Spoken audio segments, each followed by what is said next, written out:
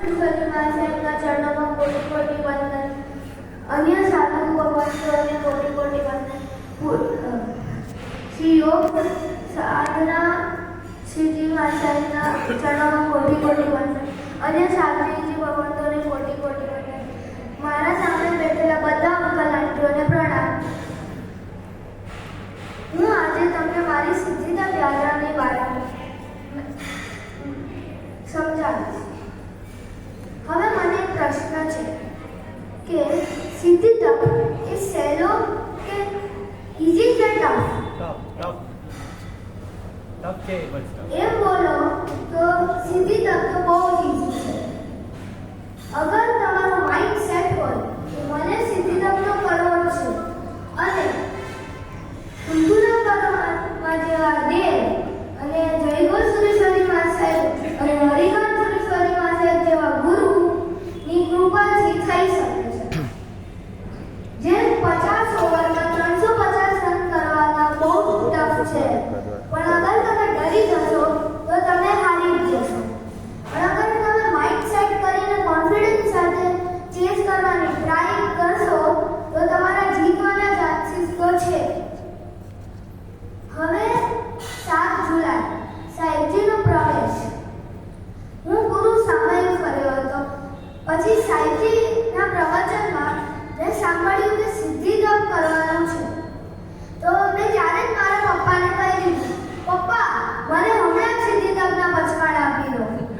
પપ્પાએ કીધું કે બેટા રહેવા દે, તને ખબર બી છે સિદ્ધિ તપ શું છે? એમ તો મને ખબર નહોતી. એટલે પછી પપ્પાએ કીધું કે હમણાં નહીં વાત કરે, ઘરે જઈને વાત કરે. પછી હું મારા સ્કૂલમાં બધું ભૂલી ગઈ. પછી સિદ્ધિ તપ 27 જુલાઈએ ચાલુ થાય છે અને મારી મમ્મી 25 જુલાઈએ પાસ લેવા ગઈ. તો ત્યારે હું બી એમની સાથે ગયો. ત્યારે સાહેબજીએ મારી મમ્મીને પાસ લેવાની બદલે મને લેવા લાગ્યા. એમ તો મને સિદ્ધિ તપ તો કરવો જ હતો, તો મેં તો લઈ લીધું. તો ત્યારે મારી મમ્મી બોલ્યા કે સાહેબજી આને તો હજી આજ સુધી એને છઠથી ઉપર કંઈ કર્યું બી નથી. પછી આવ્યો અત્તરવાણીનો દિવસ. નેક્સ્ટ ડે સવારે મારી મમ્મીએ સ્કૂલે જતા પહેલા કીધું કે હું સ્કૂલેથી આવીશ ત્યારે મારા મમ્મી પપ્પા દેરાસરમાં હશે અને મારે પોતે જમવું પડશે. તો ત્યારે મેં પૂછ્યું કે શેના માટે દેરાસરમાં છે? તો ત્યારે મમ્મીએ કીધું કે સિદ્ધિ તપના અત્તરવાણા માટે. તો મેં કીધું કે મમ્મી મને ભૂલી ગયા, મારો બી સિદ્ધિ તપ છે. તો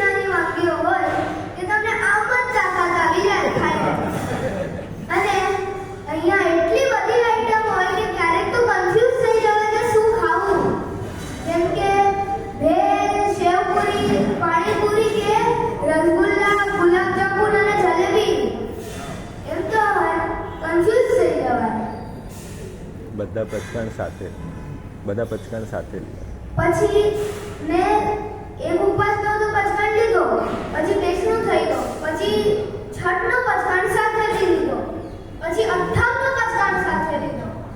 એમ બોલું તો 4 ઉપવાસ, 5 ઉપવાસ, 6 ઉપવાસ, 7 ઉપવાસ, 58નો પચકાણ સાથે લીધો.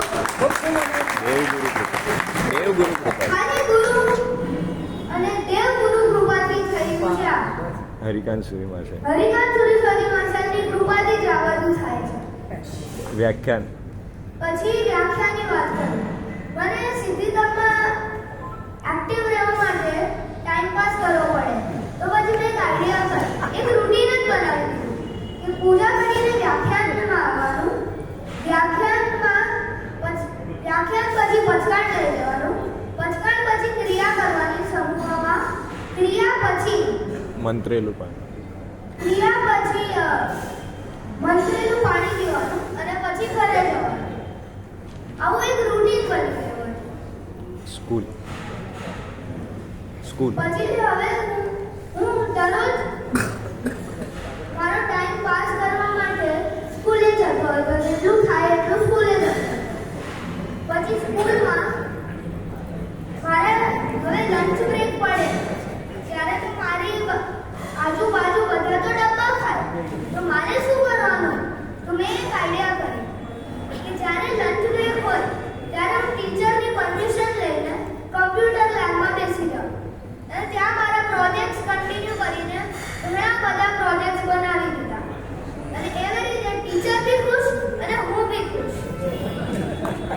પછી એક દિવસ ચોથી બારીમાં ટીચરે મને બાજુમાં બેસાડ્યો લંચ બ્રેકમાં અને કીધું કે why are you doing this? તો મેં કીધું કે આ તો મારા ધર્મમાં છે. તો પછી ટીચરે કીધું કે આ કેટલા દિવસનું છે? તો મેં કીધું કે મારી મમ્મીને પૂછો. તો પછી એ લોકો મારી મમ્મીને પકડ્યું. મમ્મીને કીધું કે why are you making him do this? તો મમ્મી તો શોક થઈ ગયા. મમ્મીએ કીધું કે I am not making him do, he is doing by himself. પછી ટીચર બી માની ગયા. ધીરે ધીરે બેસણા વધતા ગયા, બારી વધતી ગઈ, બધા ગુરુદેવોના આશીર્વાદ.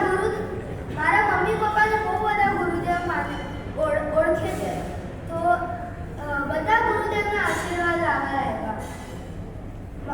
પહેલા તો મારા ગુરુદેવ આચાર્ય ભગવાન શ્રી રત્નસુંદર વિજયજી મહાસાહેબ, આચાર્ય ભગવાન પદ્મસુંદર વિજયજી મહાસાહેબ, આચાર્ય ભગવાન યુગ સુંદર વિજયજી મહાસાહેબ, આચાર્ય ભગવાન રત્નચંદ્ર વિજય સુરી મહાસાહેબ, આચાર્ય ભગવાન ઉદયરત્ન સુરી મહાસાહેબ, આચાર્ય ભગવાન રાજરત્ન સુરી મહાસાહેબ, આચાર્ય ભગવાન વિનય સાગર સુરી મહાસાહેબ, આચાર્ય ભગવાન પદ્મજય સુરી મહાસાહેબ, આચાર્ય ભગવાન કલ્યાણ હેત સુરી મહાસાહેબ, પછી પન્યાસ વાત્સલ્ય સુંદર વિજયજી મહાસાહેબ, પન્યાસ પરાગ સુંદર મહાસાહેબ, પછી મારા નાના મહારાજ મુનિ ચિત્ત પ્રસન્ન વિજયજી મહાસાહેબ, ગણિત કલ્યાણ પદ્મ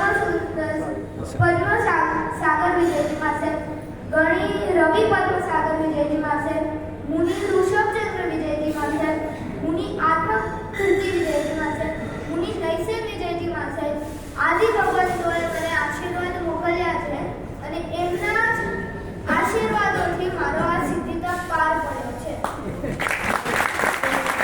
માઇન્ડ ડાયવર્ટ, લેગો માઇન્ડ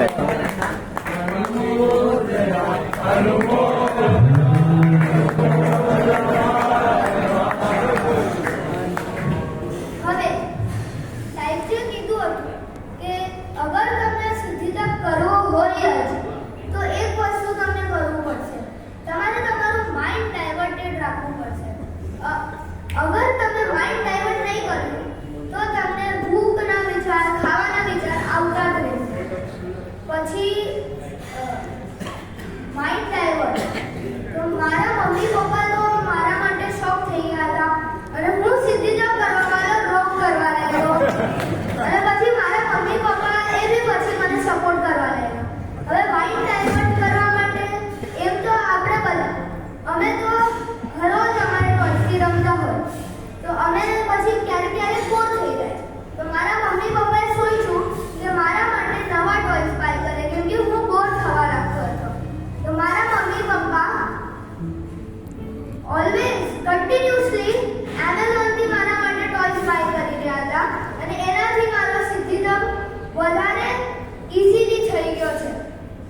તકલીફ પડતી હતી સાહેબજી સોલ્યુશન આપતા.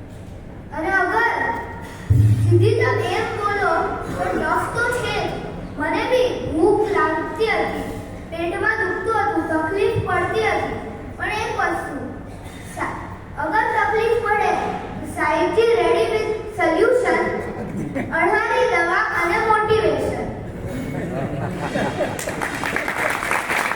પત્રિકા લેખન પ્રસંગ. પછી આવ્યું પત્રિકા લેખન.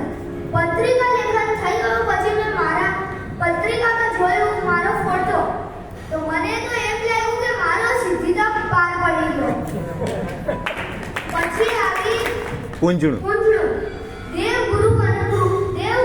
દેવ અને ગુરુની કૃપાથી મારું પૂંજણું પહેલું થયું અને મને સફળ સપના આશીર્વાદ મળ્યા. પછી સાંજીમાં બહુ મજા આવી અને મેં મારા લાઈફમાં પહેલી વાર મારા હાથ ઉપર મહેંદી લગાડી. પછી 28 પછી પર્યુષણ. સાતમું બેસતું અને પછી પર્યુષણના 17 પ્રતિમા. ના 17 પ્રતિક્રમણ મેં કર્યા.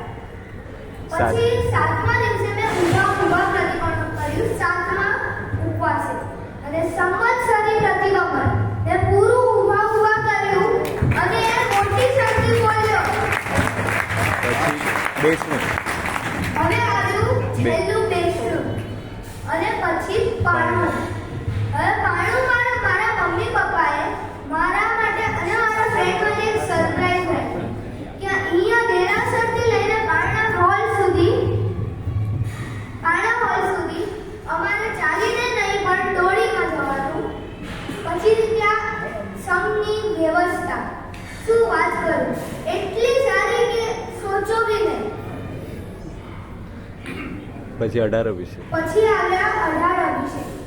દેવ અને ગુરુની કૃપાથી જ મને, મારા પપ્પાને અને અમારા પરિવારને મૂળ નાયક ભગવાનનો લાભ મળ્યો અને મેં 18 અભિષેક મૂળ નાયક ભગવાનને સોનાના કળશથી કર્યા. પછી વરઘોડો. હવે આવ્યો વરઘોડો. અમે બધા તૈયાર થઈને આવી ગયા, પણ એટલો વરસાદ પડ્યો કે બધા ભીના થવાના જ હતા. પછી સંઘે બગી કરી હતી બધા તપસ્વીઓ માટે, તો અમે બગીમાં બેઠા ને મજા કરી વરસાદમાં. ભીના તો થયા પણ એવું સોચ્યું હતું કે ગરમી થશે, પણ સાચેમાં તો બસ ઠંડી લાગી રહી હતી. મારી સિદ્ધિતપ યાત્રાથી મને એવું ઈચ્છા છે કે તમે લોકોને એવી સિદ્ધિતપ કરવાનો મન થાય. પ્રણામ. દેવ ગુરુ કૃપાથી થયું છે.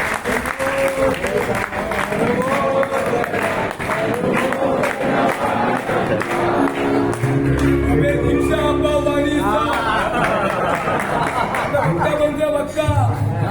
પ્રવચનના છોટા સાહેબના વચ્ચેનો સત્ય વહેલી તકે ઠરે. પણ હું એટલું જ કહું છું કે બેટા કયા મીડિયમમાં સ્ટડી કરે છે? Sanskrit medium, Hindi medium, Marathi medium, English medium? English મીડિયમનો છોકરો આટલું સરસ, આટલું ફ્લુએન્ટ ગુજરાતી બોલી શકે ને, એ જ બહુ મોટી વાત છે. આ દીકરાએ છેલ્લી 5 મિનિટમાં શું કર્યું?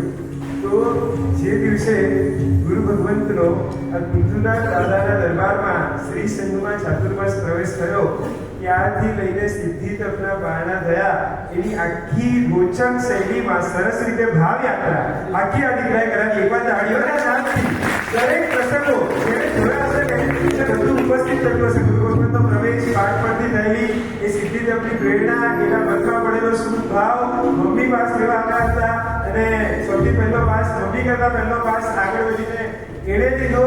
એ પોતે તો તૈયાર થયો, પણ આટલી નાની ઉંમર, સમજણ કેટલી મોટી છે તમે જસ્ટ જુઓ, જસ્ટ ઇમેજિન કરો.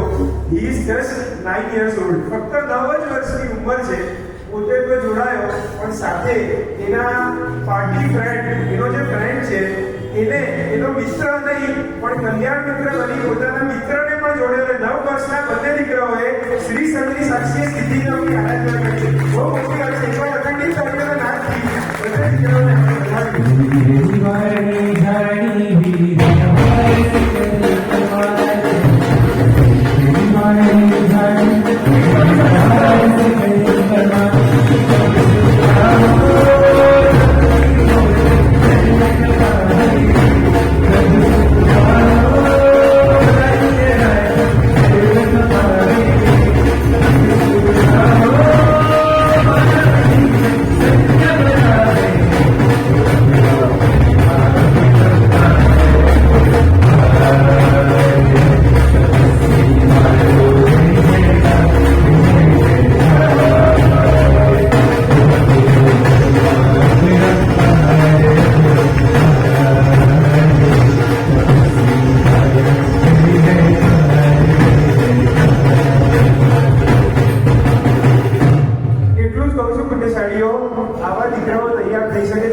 એના બેકબોનમાં પરમાત્માની કૃપા, સદગુરુ ભગવાનના આશીર્વાદ, શ્રી સંઘની શુભેચ્છા.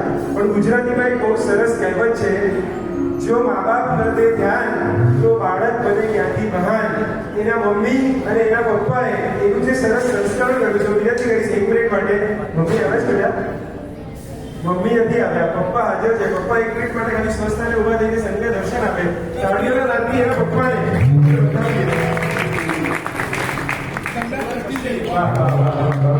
His youngest trustee, આટલા young trustee લગભગ મુંબઈમાં બહુ ઓછા સંજોગોમાં હશે.